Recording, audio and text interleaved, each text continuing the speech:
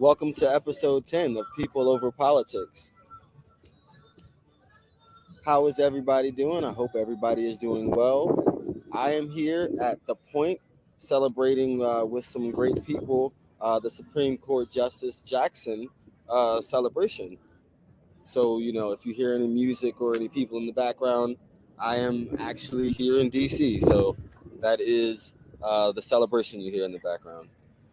And a little bit earlier, I got to meet Jesse Jackson, Reverend Jesse Jackson, for the first time. So that was pretty cool. Just a little tidbit, but today we have a very interesting guest, and I'm so happy to have her here. Hey, Lucy, please join us. Yes. How Hi. you doing, Lucy? Hi, Councilmember Mitchell. How are you doing? I'm doing well. I'm doing well. So we have Lucy. Lucy, please pronounce your last name. I don't want to butcher it. Escodero.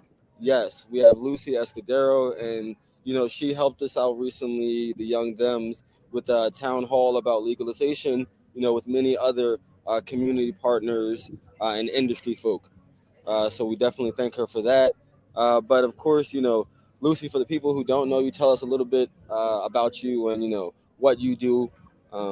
Because I think you're an amazing person. So tell everybody else about you. Thank you.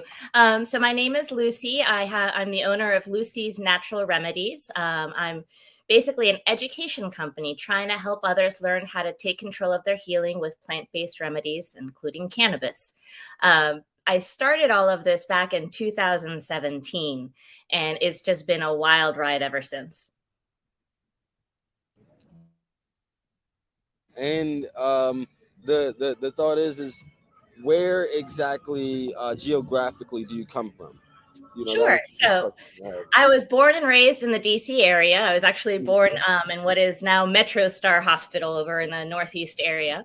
But I grew up in Northern Virginia. I live now actually in Bethesda, Maryland, in Montgomery County. Okay. So it's really nice to have crossed the river and get over to the better state, if you will. But my family is from Peru, which is actually where the recipe for my CBD lozenge comes from. It's a 200-year-old family recipe passed down from generation to generation. We have ties. It's my great uncle times 5, I think is what he was, Felix. He came over from France and was over in Lima, Peru, and was one of the first apprentices at one of those holistic old school pharmacies where they give you peppermints for your sore throats. And so that's how all of this started. Really? So that is the origin story. The Yep. CBD potion magic secret comes from your family recipe in Peru. And Yes, and tricks and tips from Lucy, my grandmother. okay, yes, absolutely. Age old tales. And medicines, and as I always preach, not only on the show but to my friends, this holistic medicine, right? So the thought is we have this westernized medicine that we use, here in the U.S., as form of pills or opioids, which is of course a big problem.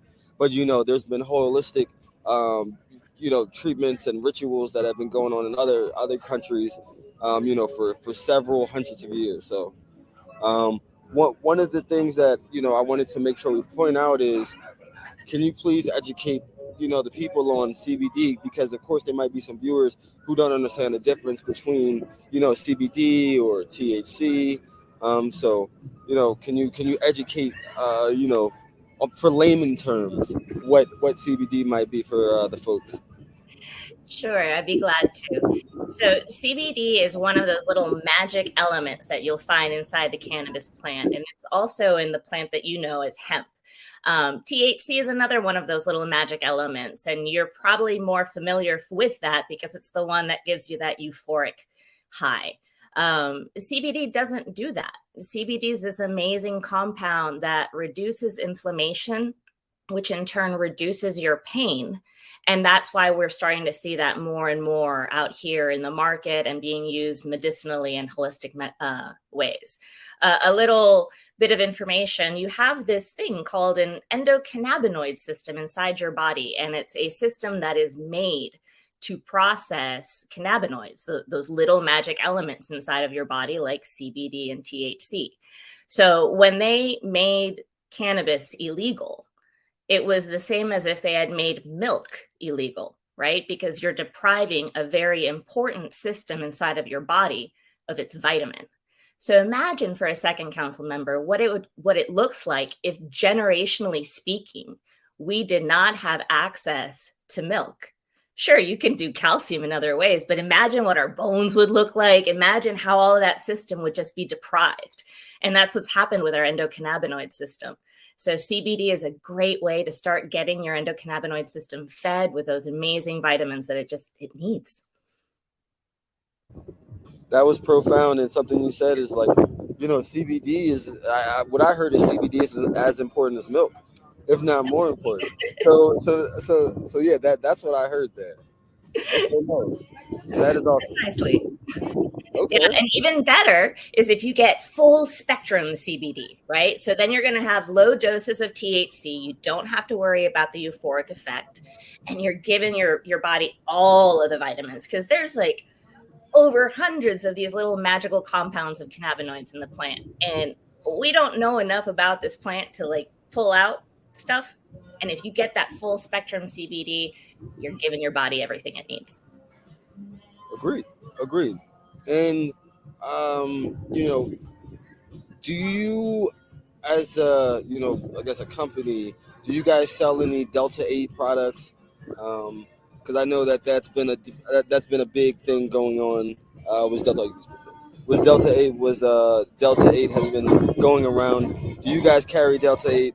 And if not, or if so, can you educate people on what Delta 8 is? Sure. We actually don't carry any Delta 8 products, but as part of my education program, I do have, for example, one client who's in a state where THC is illegal. So in order to get the medicine that she needs to give her the quality of the life that she's looking for, I did do the research in that particular state for Delta 8 products.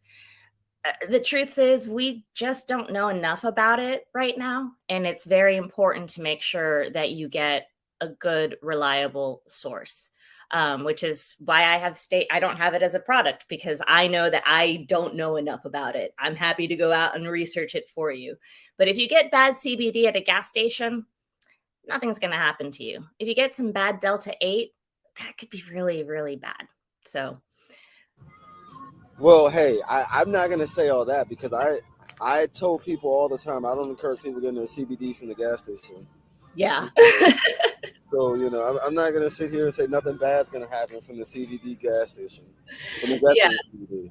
Oh, that's true. Who knows what they're getting, right? Yeah, no, I do understand how how the Delta 8 is a component that is extracted extracted and put back in. So yeah, I mean, yes, I do understand that the risk of Delta 8, and especially fake Delta 8, or not quality Delta 8. Yeah, no, but it's true. It's true. It's a chemical process that the CBD cannabinoid goes through to be able to create this Delta 8. And and Delta 8 is just a fancy way of calling another cannabinoid, right?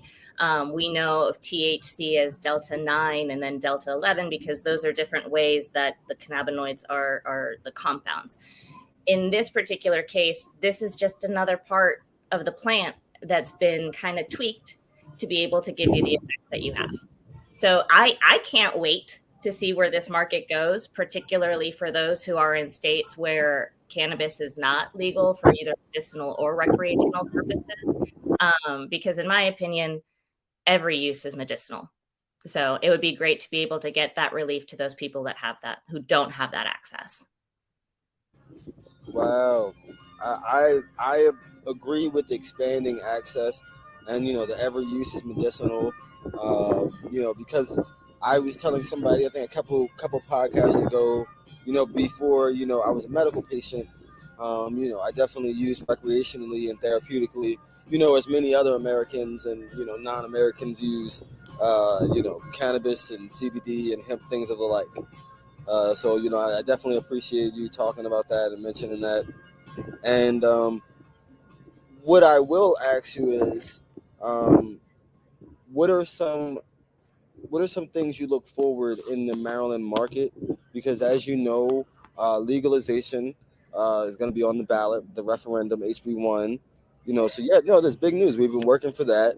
But you also have 837, and then just looking past those two bills. What do you hope the future of Maryland looks like, and the state of Maryland, the state of Maryland cannabis? Wow, what a question. So if I had my magic wand to wave over everybody in the government in Maryland, I would hope that they would take this one message away, and that cannabis is medicine, and that having those particular strains and strain alignments makes a difference. So when you allow people to grow within their home and you only give them a 2-plant maximum, that doesn't allow that person to be able to treat all of the symptoms that they have, right? They would need to go ahead and grow a hemp plant for their CBD. They would need to go ahead and grow something heavy on myrcene, or as the kids like to call indica, to be able to fall asleep. And if you look at it as just a 2-plant maximum, you're looking at this as if this is completely recreational. And that's not what it's about.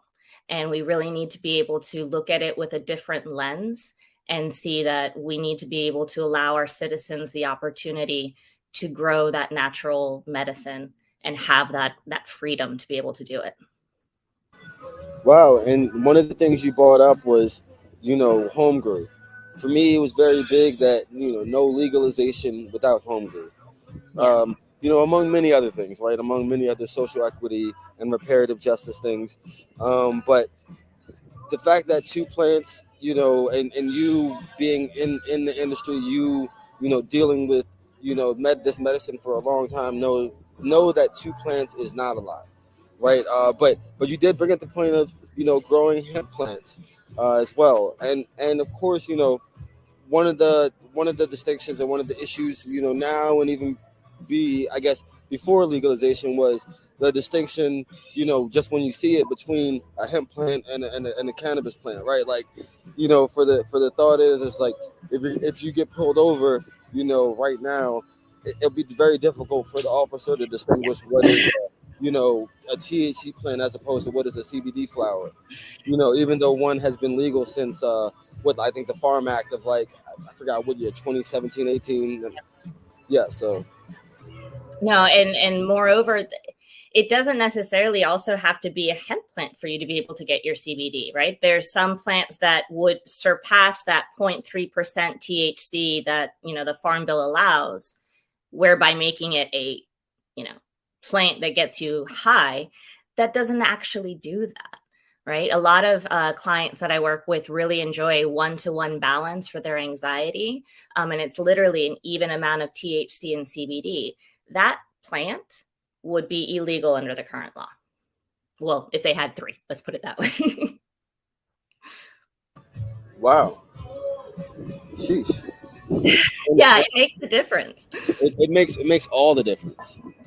It makes all the difference. And I will say, for someone in the CBD market, right? Like, one of the things that I've learned, not only just as being a medical patient, about CBD, but also about THC, because a lot of my younger counterparts are like, CBD, does it work?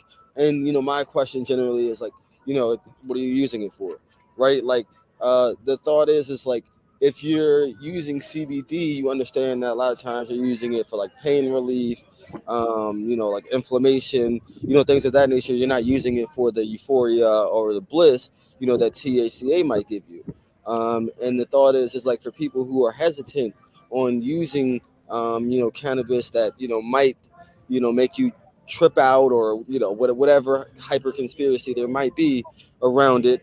For whatever people who might believe that reaction, CBD might be the way to go, because you say, hey, you can get some of those positive benefits that we know it has, but you don't have these psychoactive reactions or feelings thereafter. So a lot of times, I think I talked about it, is you should use CBD to wean seniors on, to medical marijuana, because a lot of times, like, that's kind of the first point of our conversation, is like, what is CBD, what is THC? And then there's a good amount of them that they don't want to feel out of sorts or feel out of place, in any way, shape, or form. But that there's some very few, and they're like, hey, I'm retired. I want to party, right? So the seniors that I get who are very much like that. And the thought is like CBD, is for everybody to experience. And the thought is like I see it as a stepping stone for people to, realize how powerful the plant could actually be. Because the thought is like outside of medicine, we know that the hemp plant has, you know, thousands of different uses, right? And America's behind on, how we use the CBD plant and how we develop the CBD plant. But I mean, I'm sorry, not the CBD plant, the hemp plant. But either way, you get where I'm going there. Yeah, no, to all those who've had negative experiences with their CBD, I would say number one, go to my website and sign up for a free clarity call. I'd be happy to talk to you and see what it is that happened and try to find something that's a little bit more in your wheelhouse and can give you more of the relief that you're looking for. But number two, where did you get it? Right? Where do they have a certificate of analysis? Do they have all of their information on the website? Those are important things for you to be able to know and think about, so that way you'll be able to jump in to the right side, right? Because I can't tell you, my favorite clients are the ones that are like, it doesn't work. I'm like, okay, let's start. Where did you get it? Oh, I got it at Whole Foods. Yes, exactly. And I think that it's important for you to continue doing the education. And for me, especially as a councilman and a cannabis councilman, the thought is a lot of times I try to educate, veterans and seniors, on the benefits and like how it can help them. And the thought is like I've seen opioids, break down people's bodies over years. I've seen them start with one or two prescriptions and end up with, two handfuls, a dozen. So the thought is we should look towards using holistic medicine first. And I think somebody in one of the episodes talked about the synergy of using, CBD or THC, with different opioids. If you do have a condition where opioids completely are necessary dependency, so the thought is like the conversation should be more people should be educated, so you could think of these holistic treatments first. But one of the things that I wanted to ask you, of course, we always ask multiple questions, but a couple of rapid questions. What is your favorite strain or favorite terp? Okay, terp is terpinolene. That I can say that And without you any. know what? I gotta say both. Not or and. So Okay, so terpinolene, okay. no worries. It depends on the harvest, right? Obviously, but right now I've been really driving with Pineapple Express. That's one of my favorites. And then in the Maryland dispensaries I've been going to, they have Caps frozen lemon, which is just incredibly high on my favorite terpinolene. So I definitely enjoy that. But my first strain when I was a kid, or not a kid, a little bit younger, was Super Silver Haze. So I can't find that. If you find somebody, Haze. yeah, Wow. find the cultivators over here, over in Maryland, guys. If you're listening, Super Silver Haze, please. Gotta bring it back. Let's find the phenotype, right? Yep, Gotta bring it back. Okay, Pepsi or Coke? Coke. Okay, easy question. Okay, so I want to say it's National Second Chance Month. Of course, I have an expungement clinic coming up Saturday. Do you personally know a second chance story that you wanted to highlight or talk about? Uh, yeah, I know of somebody who was in Maryland, and I won't disclose the county, um, but they had a medical card, and unfortunately, the police looked at a young Black man and decided that there was something more behind the scenes. And he's facing serious court charges right now. This happened a little less than a year ago. So um, I think it's I'm just really, aware of that one. I think Trisha Sheffield made me aware of that one. yeah, it definitely, the word spread in the community quickly. about. And it's federal implication, like it's a federal case, from my understanding, right? So that's going to be very much. I can talk to the next person about that, because he's running for Congress, so he's at the federal level. But yes, Yeah. that So that is a that's definitely a well worth second chance story. And honestly, all of them are. This is not a violent crime. This is not. It's not a crime. It shouldn't be. You're completely right. You're completely right. And it's, I want to say, it's not something that it's something that goes past color, right? Yeah. Because from my understanding, this person, is not a person of color, but is still discriminated against, for usage, So absolutely, down with prohibition, and continue doing the great work, Lucy, and I Thank you. wish your business the best of luck, and that you guys continue to thrive. Thank you so much, Councilman Mitchell. I really appreciate that a lot. It means a Yes. lot. And how can people stay connected with you? Sure. Well, we're on all the social media platforms, but my website is lucysnaturalremedies.com. Again, you can do a free clarity call if you just want to sign up and say, "Hey, Lucy, what's your favorite strain for this?" And we can go ahead and sit down and discuss it. You can find me on Instagram at Lucy's Natural Remedies, Facebook on Lucy's Natural Remedies, TikTok, Lucy's Natural Remedies. There's some funny videos of me up there. You should definitely check those out. And then we're also on Twitter at Lucy's Remedies. Yes, guys, hit up Lucy. She is a vet in the game, and she will definitely be big on education. Education first. So Educate to medicate. educate to medicate. Thank you very much, Lucy. And we look forward to seeing you soon. I hope to see you at the event at the end of the month for National Cannabis Festival. So For sure. look forward to seeing you soon. Thank you, Council Member. Have a great day. Of course. Hey, thank you guys. So we had a great interview with Lucy.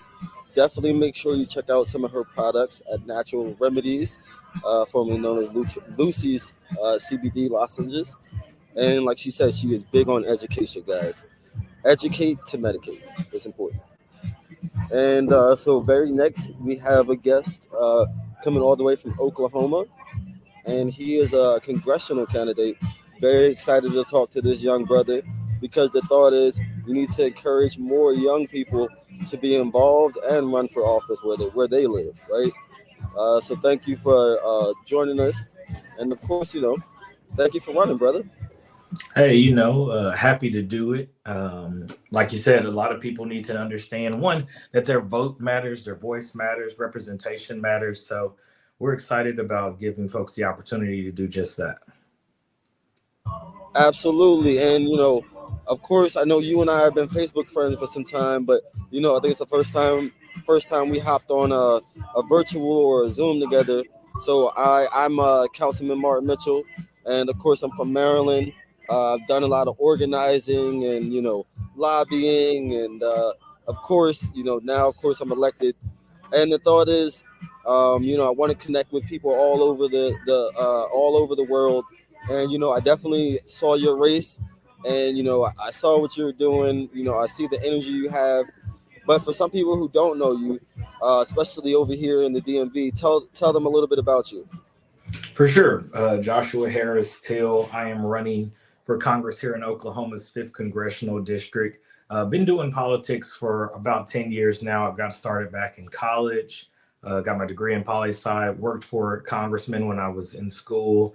I've run for office before, but I've worked in every level of politics, from municipal all the way up to the federal government. I mean, for me, politics was always something that I thought, I defined it as a language, a foreign language. And there are people like us who get into these positions and translate what people are saying for regular folks who don't have the ability to invest all of the time, effort, and energy. And that's something that I wanted to do. So I've got involved, and I've been pushing for several years. Just came off being the national president of Young Dems. I've done a lot of national work in the gun violence prevention movement. And this opportunity kind of arose. We had a candidate. That candidate had to drop out. It was something that I was thinking about doing, so I jumped into the race, and it's been very interesting. I've ran with no support before, and this time to have a lot of support is something that's really amazing. But the message is for me is simple. This seat belongs to the people, but you can't say that you are representing the people if you don't have conversations with the people.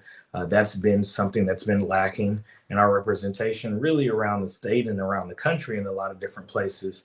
But it's something that we can fix by electing the right people, folks who want to have those conversations, folks who are about being in the community, doing the work that's necessary. And so hopefully the people agree with me and we're able to get up to DC and make some real changes. Well, Josh, you hit on so many things. The first thing I would say, I remember a little bit more why I recognize you, because you're a young Dem, and I'm still the president of the Prince George's County Young Democrats. I've been involved with the Young Dems since like 2016, and being in the Young Dems helped me, find myself in many different ways. So, I appreciate the experience. I'm sure in the same way as you appreciated your time and your experience. Just big ups to that. I'm not sure if you know the former Maryland president, Joseph Kitchen. He was definitely a good brother, a good friend of mine, and he helped me come up, I'd say.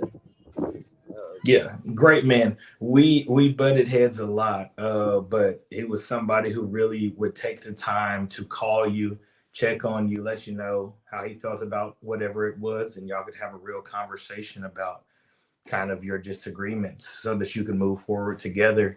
And I think that is really the embodiment of politics. We're supposed to be able to have conversations. We're not supposed to agree all the time, but we're supposed to be able to have that conversation and move forward together. So we lost a really great person with his passing. And I appreciate you saying that, because Joseph was a good friend of mine. And like I said, I think him like a mentor. Like he definitely was a big brother to me in many ways. And the thought is, like you said, Joseph could piss you off. You can have disagreements, but you still respect him. And at the end of the day, like you guys are probably gonna put your differences aside, to work on it, right? Like, and Joseph just had that skill set. Yeah. So of course that was a great moment to share.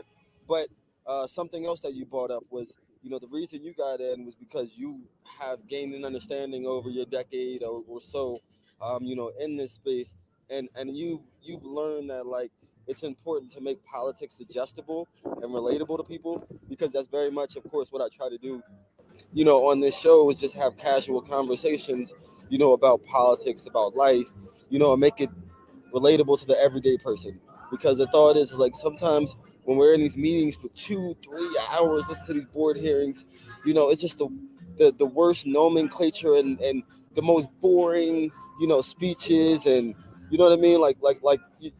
For the most part, I think, like, some of us millennials know, like, just tell me what we need to know and let's get to work, right? Like, you don't need to give me all that fluff. You don't need to filibuster. You know what I mean? Like, but the thought is like, we need people, young people, and people who are truth seekers to, be honest with the people and, tell them, what's going on in a relatable way. Yeah. And I think, that's why so many young people are getting involved in politics, and that's why you're starting to see some of the changes that you're starting to see.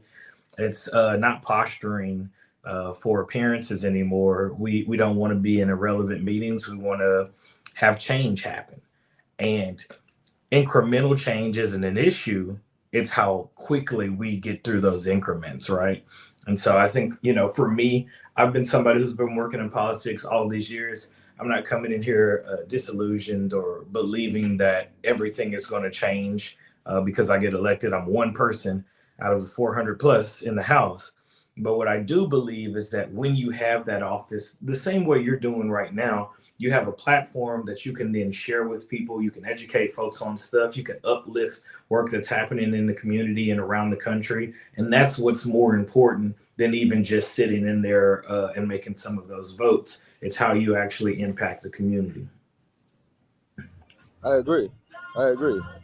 And, speaking about impacting the community, what is what is some ways that you're getting out there, in your district, the 5th Congressional District, to impact your community, spread your message, reach out to voters?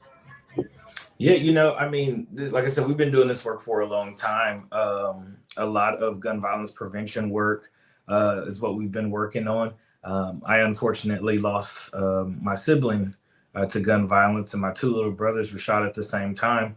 And what I decided to do was, like, I was upset about Glad it, to hear that. but we actually have to actually stop just being upset and start looking at what changes we can make. And so we're spending time at the Capitol. Oklahoma is a very conservative state, but we have stopped a number of different bad pieces of legislation from going into effect, namely guns in schools. They tried to do guns at the state fair this year. They're trying to do guns in bars. And we're at the forefront of those movements, stopping those bad pieces of legislation. We don't stop everything, the unfortunate reality, but we do get to stop some things. Another aspect is, in the wake of George Floyd, we did a lot of protests.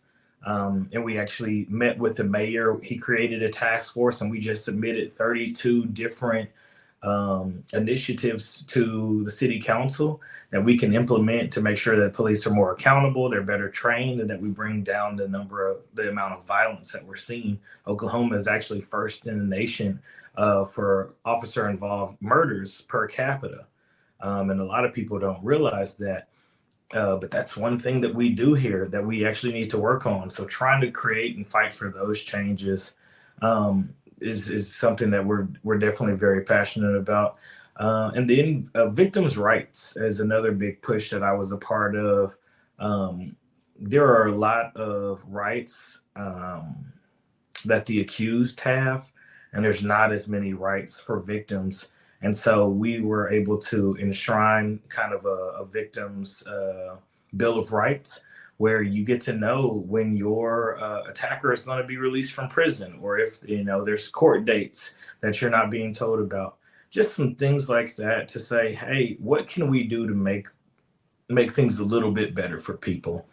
Those are some small things. I think, at the federal level, we have a lot of ability to kind of do some things correctly, but we have to get those folks who are kind of disconnected from society out of the way so that we can actually start seeing the progress that the majority of the country agrees with. Spot on. So the few things that, of course, you brought up great points. For one, you brought up gun safety. Of course, that's a big issue in Maryland with Baltimore, being in the state of Maryland, and of course Baltimore having such prominent gun violence. So of course I would say in Maryland appreciate your advocacy, of course, in Oklahoma, because a lot of times these bills have effects in other places. There's definitely been bills in Maryland to put guns in schools and to, allow teachers to carry and stuff like that. So, for me as a parent now, definitely I got twin 5-year-olds. I'm definitely someone who was not a proponent of, more guns in schools. I was somebody who was trying to remove school resource officers because, they have been, seen to be discriminatory towards kids of color, and the kids of color have had more adverse effects to SROs, and SROs have never stopped a school shooting. So with that being said, that's just kind of me trying to follow the data, instead of just being emotional about it. But something else that you brought up was you brought up how you've organized and you've helped get legislation passed and everything like that. And I think that a lot of things that just your everyday person doesn't notice, that for all of these big wins, there's a lot of little movements and a lot of groups in between pushing, right? So for Ossoff's win and Warnock's win, there were several groups not only in the state but outside of the state that came and put boots on the ground, raise money, help raise awareness. So the thought is like, for a lot of these legislative wins and policy wins, because of course I realized a long time ago you can change lives through policy, and that's really how you change lives. It's through good intentional policy. And sometimes policy has unintended consequences. Just being a legislator now, I realized that, and before being a legislator, I realized that. Um, but one of the things that I wanted to ask you before I get off my little soapbox was you going into the Capitol Hill, and of course, I look forward to seeing you there very soon. Visiting your office. You know, what is your position on cannabis, and what are you going to do once you get there, to help not only patients but businesses, because at the end of the day sometimes it's more difficult to be a legal business owner, than anything, a legal business cannabis owner, and dangerous than anything else. So Yeah, I mean, I'm definitely pro legalization, not just decriminalization, but legalization, because it's not something that we have this misinformation on anymore, right? We know about the health benefits, we know about the mental health benefits on top of it. And I think that we have been arresting people for far too long for this plant. And there's a lot of people in jail who shouldn't be in jail anymore. And we should know that and understand that. But I think one of the bigger issues is that we keep doing things on a state by state basis instead of having the federal legislation take care of what needs to be done in terms of legalizing it across the country, because you're creating these issues, right? It's legal in one state and not legal in another state, and it's medical in one state and recreational in another state. If it's medicine in one state, how is it not medicine in another state? Like, how does that make sense, right? We don't treat anything else like that. And so it's something that, again, we have these folks who are disconnected from society with these antiquated thoughts about so many things, but this being one of the chief issues that could easily be solved with just some real, intention and legislation. So that's something that I'll be supporting when I get there. And I say this as a person, I don't personally smoke marijuana. Just never been a fan of it. It's not something that I've felt that I needed. But even in my position, I have seen so many other people who have benefited from it, who have used it as medicine, and some people who have used it just recreationally. And I've never seen the issue. So why have we, for all of these years, continued to harass people over it? It doesn't make a whole lot of sense to me. So again, it's one of those things that I'll definitely be supporting the legalization of when we get there. no, for sure. I mean, you said a lot of great things, and one of the biggest things that you said is not just legalization but the criminalization. Because we thought the thought is some of these states where we have legalization, there's still people criminalized, for the plant. And for me, I want to make sure that people who are incarcerated on cannabis related charges, are brought home. I want to make sure our brothers and sisters are brought home, because it'd be evil, almost evil, to have people profiting and celebrating the plant, but to have people still inside, behind cages because of the plant. So Right. There's a bigger conversation even about equity in some of these businesses as well, because a lot of people who were putting people away for all of these years are making millions of dollars off of moving into the business. And that's just crazy to me. So there definitely needs to be legalization, decriminalization, but then also equity in some of these business practices as well. I agree. And before I get you out of here, of course I know you got a lot to do. You got races to run, doors to knock on, right? I just want to ask you a few quick questions. What is your favorite, Pepsi or Coke? I don't like soda because it breaks out my skin, so I drink water. Hey, okay. Hey, agua is important. Your body is made of it. Um, Favorite superhero? Favorite superhero, I probably got to go with Thor right now. Chris Hemsworth like redid the character, so it's dope. Logan isn't really a superhero, but I mean, old school Wolverine all day. For sure. What's the first problem you're gonna attack? When you get in office. From your great state. Of Oklahoma. Um, First problem, man, there's so many. The first problem I think is just the education, the lack of investment in education. Actually, no, voting. It has for years made no sense to me that voting isn't standard across the country. So we got to fix that if we're going to fix anything. And I think bigger than that, one of the things I really want to fight for is why do we take away the vote of the incarcerated? But we still count them in the census. We still count them in population. Like, it makes no sense to me that you lose your vote or can lose your vote in any form or fashion in a country that's supposed to be a democracy. So I think that's one of my biggest. If I can only do one thing while I'm there, I hope that we're able to really nationalize voting. In Oklahoma, we only get 2 days of early voting. It's the shortest early voting window in the entire country. But why is it different in Oklahoma than it is in Texas, than it is in Arkansas, if we're all supposed to be, one centralized government? So I think that's probably the first thing that I'm going to work on to try to fix. Well, I am here for you. I'm going to support that. And you said something else, which was huge.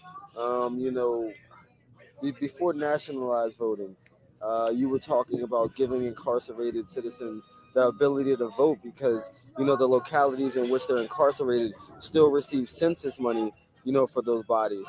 So especially in those rural areas, where, a lot of people are housed and shipped from all over the state, they're not able to vote and decide their representation. So the thought is like, it's another thought of like, just political elite staying in power. And somebody told me a long time ago, Martin, don't mess with the votes. And what that means is I know what votes I need to get in. Do not change that number, or I'm gonna be upset at you. You're gonna be on my bad side. So, with that being said, I'm more power to you. And I'm sure the numbers you need. And I'm not gonna change the votes at least this time around. But once you get in, we're gonna change them votes. But I appreciate you, and of course, thanks for joining. Please tell people how they can get connected with you. JHT for Congress on all social medias. JHTforcongress.com is my website. Joshua Harris Teal. To my knowledge, I'm the only person with both of my last names. So if you type that in anywhere, you'll generally find me. But yeah, we're doing some great things out here in Oklahoma, trying to live up to the reputation that you have, doing amazing things out there. And I appreciate you taking the time and bringing me on the show. I'm just a humble old man from Prince George's County, gorgeous Prince George's. But I do appreciate you, Joshua, and of course, big ups to you. You're gonna do great things, and I look forward to connecting with you and bringing you back. All right, brother. We'll talk soon. All right, talk to you soon. That was this week's episode 10 of People Over Politics. So we have one more guest, one of my favorite people from the gorgeous county of Prince George's. She was a former school board member. Excuse me. Now she's running for state senate, and I'm very excited to see new blood running for state senate. But there's a lot of interesting races this year, and hers happens to be one of the most interesting. So, Rahila, of course, for people who don't know you, tell us a little bit about yourself. Awesome. Thanks for having me, Martin. For those that don't know me, my name is Rahila. I used to be a school board member here in Prince George's County, but I grew up my entire life in the district that I now hope to represent in the state senate. But I'm first and foremost the daughter of immigrants. My father is an immigrant from India, and my mother is an immigrant from Pakistan, and they both came to the U.S. at different points in their life. And it's really because of my father that I got involved in service and public service, particularly in the first place. He was about my age. I'm in my mid-20s. He was about my age when he moved to the U.S. And within 10 years of him moving to the U.S., decided that he wanted to run for office. And so he ran for office for the first time when I was about 5 years old. And that was my first exposure to politics, to government, to service. Holding little vote for my dad signs at parades and going door to door with him. And he ran for office several times when I was growing up. He actually ran to be the delegate for the district that I'm now running to be senator of. And ran multiple times and did not win any time. But that was my entire childhood, right? Going door to door, meeting folks, and being involved in the issues of our community. And so for me, I first ran for office straight out of high school. I was 18 years old, and it was at the behest and the encouragement and the support of my family and my father and community that I decided to get in the race against the political establishment. Lost that race, ran again 4 years later, won, and served the past couple of years on our school board. So this is kind of, I know we're jumping right into it, Martin, but I think at the crux of this is what has built me to be kind of the leader in service that I am now. And it's been a very kind of up and down type of ride, being in public service and public light for what feels like the majority of my life. But I'm very excited to be here with you today to talk a little bit more about the issues and what we need to do to make a better Maryland and a better Prince George's for us all. For sure. And I've known you for several years now, so I've seen you ascend, and you could probably say the same for myself. One of the things I said to somebody the other day, and now I'm saying to you, is of course I am disheartened by the fact that a lot of my more progressive members are moving on, but of course this day would come. We knew this day would come where some people move on, and I knew that you weren't going to stay on the school board your whole time. I knew that you were destined for bigger things and to serve bigger communities, because I work with you in a capacity different than a lot of the other board members. I had to call on you to get some constituent issues handled and addressed, because we were counterparts when I was working at the District 4 office for the county. You were, of course, representing the school board in that area. So anytime I had school board issues, one of the things I could say is Raheel is responsive. She's going to put forth meaningful legislation, and she's going to be, a true advocate. So she's not someone who's there for the cameras or anything like that. And that's always been my experience. And even though I like a lot of different board members, I don't see the same level of constituent service sometimes.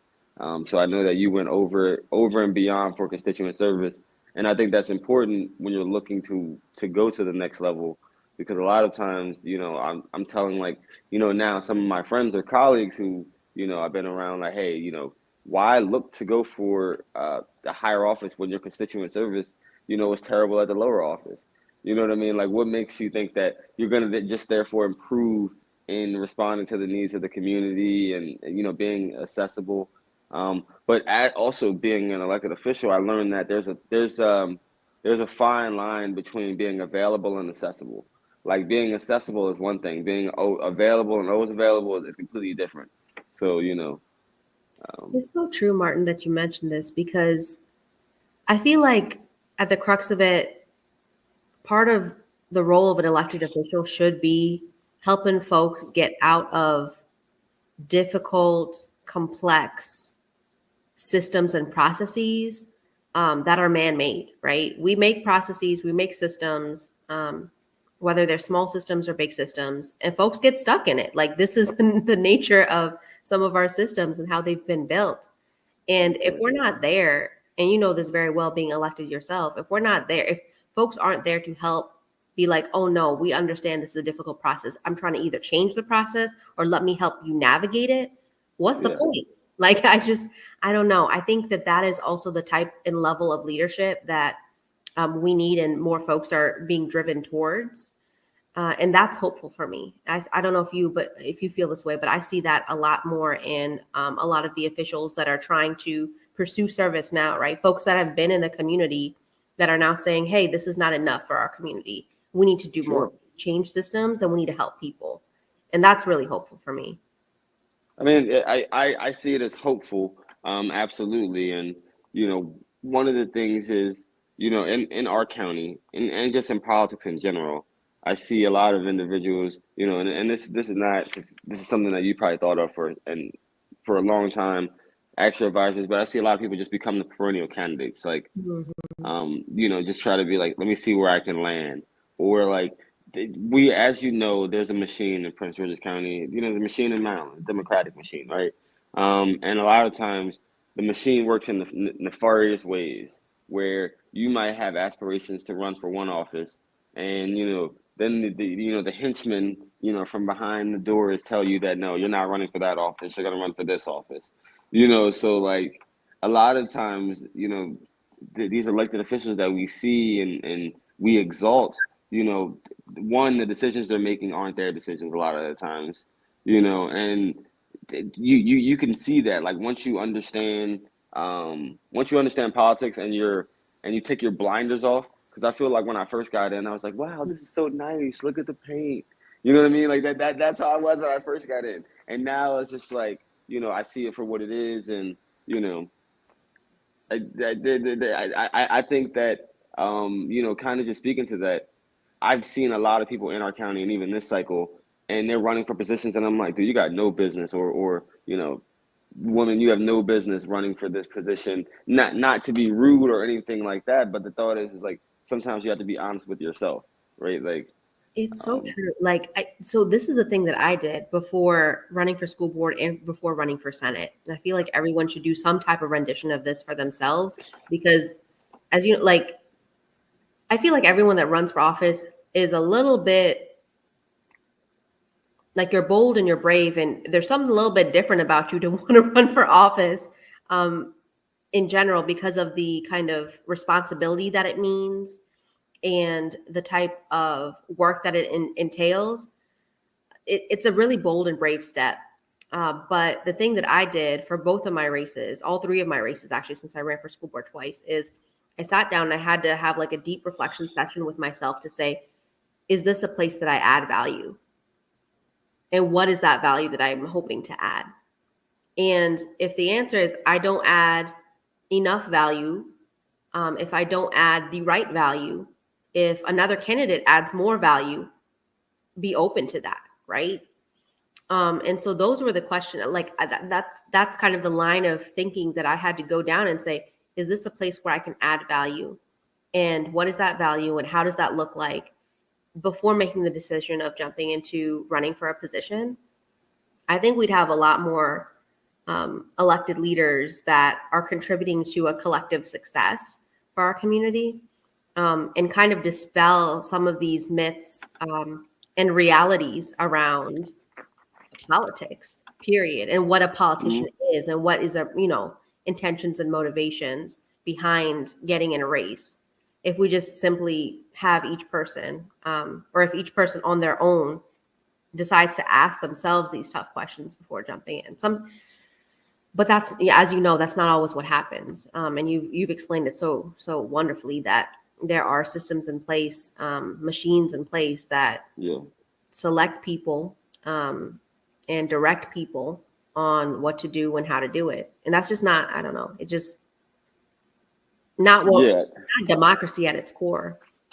No, I mean, and of course, just going back to, your race in District 23, I would say that I think District 23 is probably the most exciting, if not interesting, districts we have this cycle.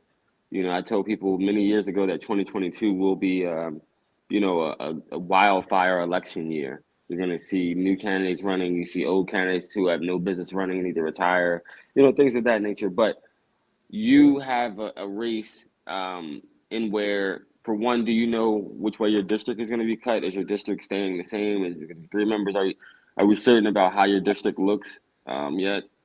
Yeah, so that's really up in the air. I mean, we're in a situation now, as you know, and maybe some of the folks that are watching may know, that the legislative district lines have been disputed on all levels in our county, on the county council level, on the congressional level, and on the state level. And the state level maps have still not been resolved, and won't be resolved for at least another couple of days in the courts.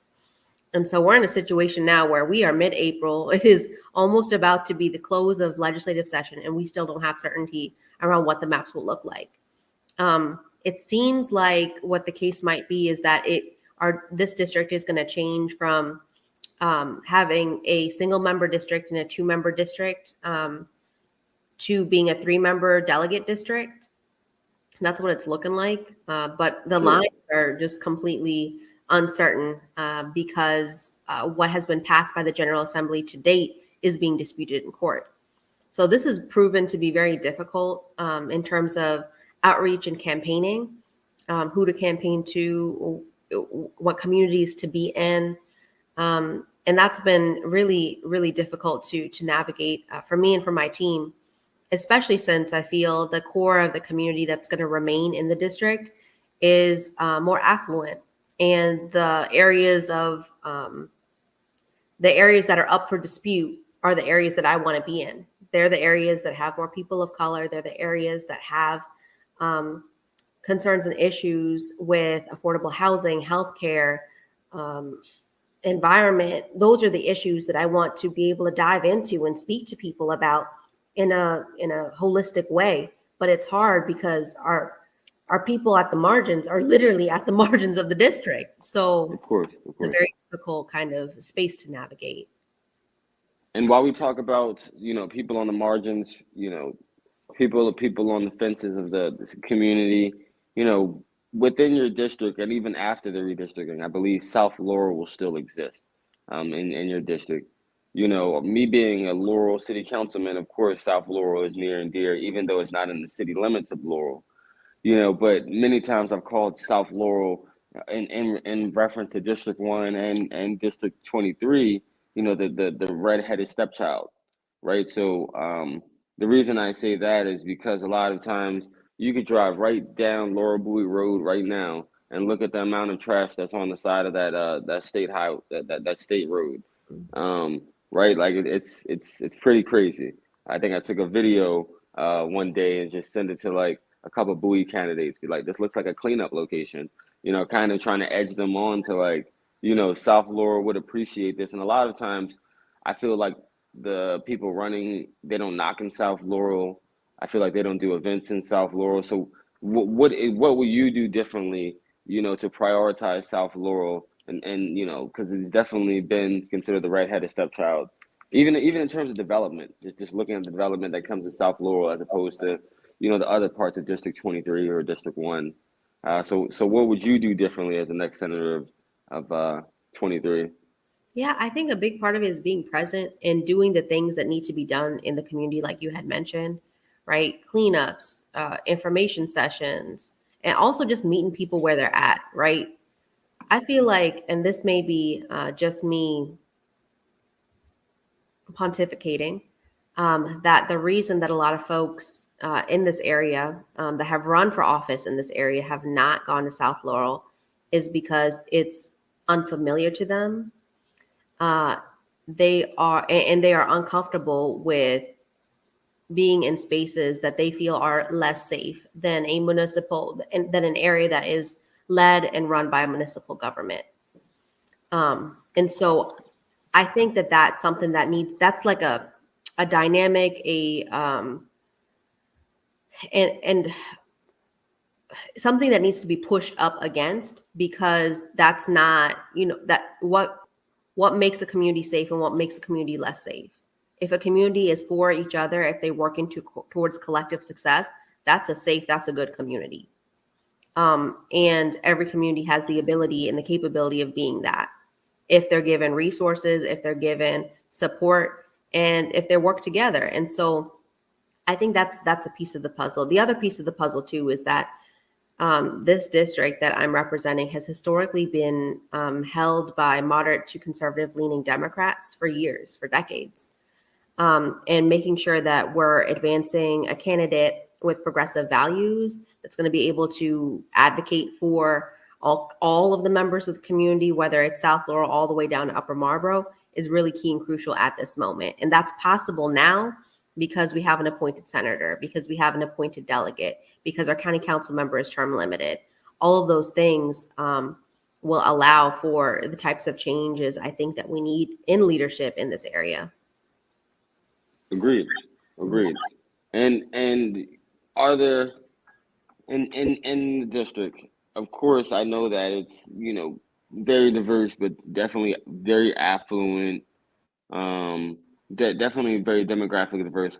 Are there groups that you see being a challenge to interact and connect with, in your district? Because of course, I would think that young people, progressives, people of color, would obviously be your key targets. Mm-hmm. But are there any groups that you're trying to work harder and more intentional to connect with? Yeah, I'm definitely working very hard to connect with young people in this race. Being a person that has run, as a college student, I recognize the importance of making sure that young people are involved.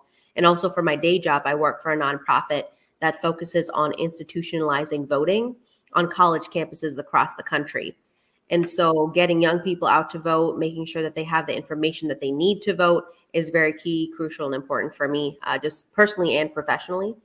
And one way that I've tried to implement that into my campaign is that I have weekly training sessions for young people, college students, and high school students that want to get involved, in which I demystify the entire process of running for office. We sit down, we talk about, okay, how do you use the voter database? What are the things that you need to look at when you're thinking of messaging and mailers? How do you go door to door, right? What are the different things you need to think about when you're doing opposition research, right? All of these tiny, tiny things that all build up and make a bigger campaign. And so I'm having those types of sessions with young people that want to get involved. I've been doing so for the past 2 months. And I think that is the type of leadership and legacy I think we need overall, like not just in my little district, but across the board in the state, in the county, and in the state, showing folks that running for office, although daunting, is doable.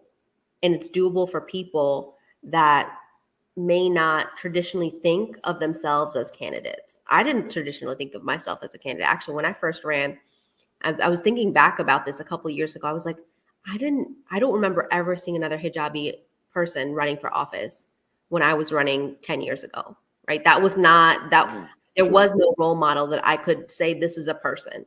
Now folks can say that. I actually have a WhatsApp group that I created of hijabi elected officials from across the country, and there's like a dozen of us now, at least. And these are the folks that I know.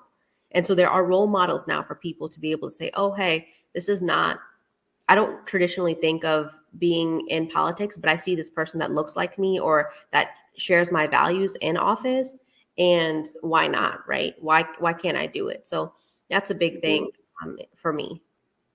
Role models and representation matters, of course.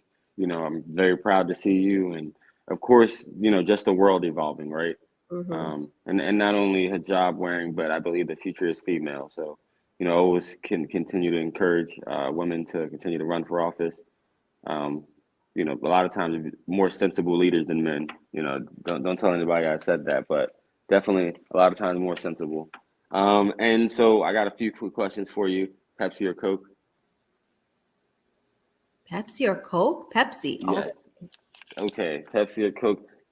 When you first get there, what's a holiday you want to create in Maryland? Oh my gosh. I mean, I can we just do a little bit more for the Muslim? We have 2 Muslim holidays a year, 2 of them. If we could do more to acknowledge them and recognize them and provide some relief for folks that are observing them, especially in state government, that would be wonderful. We did that for the school board, on the school board for the past 2 years. Eid is one of the holidays that we have off for the school district. One of the 2 Eids. So that's exciting. So that would definitely be, at forefront of mind for me. Especially if I was elected, I would be the first Muslim senator that we would ever have in Maryland. And so from my understanding, and so being able to bring that perspective from like, hey, I'm a practicing Muslim person and I can share that with my colleagues and explain what is the significance of certain things, I think that would be really helpful. So that was a long answer to your quick question, but go ahead, Martin. Yes. So favorite Prince George's politician or public servant? Oh, this is a hard one. And they could be past or present. I know, I'm trying to think. This is really difficult. I feel like I'm always so critical of the folks in the county because I know, with other folks that are in other areas, you kind of can see their best and not necessarily see the worst of what they do and what they stand for. I feel like in Sure. Prince George's, you just see both, and it's so hard to pick somebody when you know all of the good and the bad about them. Oh my goodness. I don't know that I can answer this question, Martin. I can't answer it. You See, need it's fair. What I was gonna say is I was gonna throw it back at you and say, one of my favorite organizers, if not, is Shakur Ahmed. That was, that's what I was gonna say, and end on that note. But yeah, no, I know he's been organizing and he's laid the ground for progressives throughout the county, and he's a kind of a godfather that helps whether he's helping or not. So, there's been opportunities and aspects where he's helped me, and I wasn't even aware until thereafter. So, definitely big ups to your dad for being selfless and raising the bar. No, thank you so much. I appreciate that. He'll appreciate that too. But it's gonna. Yes. I don't know, Martin. I don't know if you realize you just said something's gonna go straight to his head. If he watches No, I this. mean, hey, I don't have many politicians that I look up to. So yeah, for sure. And maybe that's why he stayed pure, because he never became, an actual elected, right? So It's maybe that's true. why he stayed so pure. Honestly, I was thinking about that too. We were thinking about it, and we're like, sometimes every person has a purpose, and sometimes you don't know what your purpose is until you go through trials and tribulations. And for him, Hmm. having run for office so many times and not making it, not making it, not making it, his role, I think, and his calling is really to help candidates. And I think it took multiple times of running and not winning to realize and recognize that this is the calling. And I think that's the case for a lot of folks in our community too, right? You sometimes you try for something, you don't get it. And you try again, you don't get it. And then you realize, hey, maybe there's a different space for me. Maybe now I have a platform, I can be able to build it like you're doing here, Martin. Like, just you are an elected, which is a different situation, but the way that you've been advocating for people, and being able to build a platform to be able to expand, knowledge, information, thoughts, beliefs, that's part of a Hmm. calling, right? So Right. Yeah. I think that that's a very difficult thing sometimes to figure out what is your calling, and it takes multiple attempts at something or multiple things before you find it. I mean, and I want to end on that message because what is your calling? What is your purpose? And that was a very powerful message. It resonated with me. And before you leave, please, Pete, tell people how they can stay connected, Yeah, how they can get involved. please do follow me on Facebook or Twitter at Rahila Ahmed, or on Instagram at Rahila. Or you can also visit my website, which is www.rahila.com. We'd love to have y'all support. Yes, I appreciate you, Rahila, and of course, hope to see you soon. And of course, your dad as well. Oh, thank you, Martin. Yes, appreciate you. Thank you. Okay, guys, see you next time.